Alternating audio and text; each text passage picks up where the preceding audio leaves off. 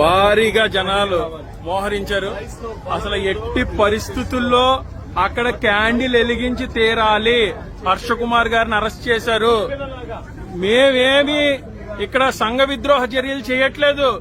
కేవలం ఇది క్రిస్టియన్స్ విశ్వాసం, వాళ్ళ తరపున నించుంటున్నాం.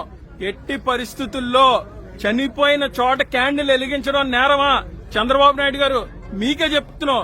ఇప్పుడు వరకు కూడా ఇందులో మీ ఇన్వాల్వ్మెంట్ లేదని క్రైస్తవులు అందరూ నమ్మారు. కానీ ఖచ్చితంగా పోలీసులు ఏదైతే అనగదొక్కే ప్రయత్నం చేస్తున్నారో ఇప్పుడు మాకు అర్థమైంది. TDP is involved in this issue. 100% మేమైతే ఊరుకునే పరిస్థితి లేదు.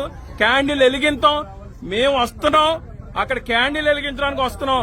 కొడతా కొట్టండి, నో ప్రాబ్లం. ఎంత దారుణమైన పరిస్థితి! అయ్యా బాబోయ్, 200-300 మంది పోలీసులు అసలు ఎవరిని క్రిస్టియన్ అన్నోడిని క్యాండిల్ కూడా వెలిగనివ్వకుండా చేసేస్తున్నారు. ఎంత దౌర్భాగ్యమైన పరిస్థితి ఆంధ్రప్రదేశ్ రాష్ట్రంలో ఉంది. భారీగా జనాలు మోహరించారు. అసలు ఎట్టి పరిస్థితుల్లో అక్కడ క్యాండిల్ వెలిగించి తీరాలి. హర్ష కుమార్ గారిని అరెస్ట్ చేశారు. మేమేమి ఇక్కడ సంఘ విద్రోహ చర్యలు చేయట్లేదు. కేవలం ఇది క్రిస్టియన్స్ విశ్వాసం, వాళ్ళ తరపున నించుంటున్నాం. ఎట్టి పరిస్థితుల్లో చనిపోయిన చోట క్యాండిల్ వెలిగించడం నేరమా? చంద్రబాబు నాయుడు గారు మీకే చెప్తున్నాం.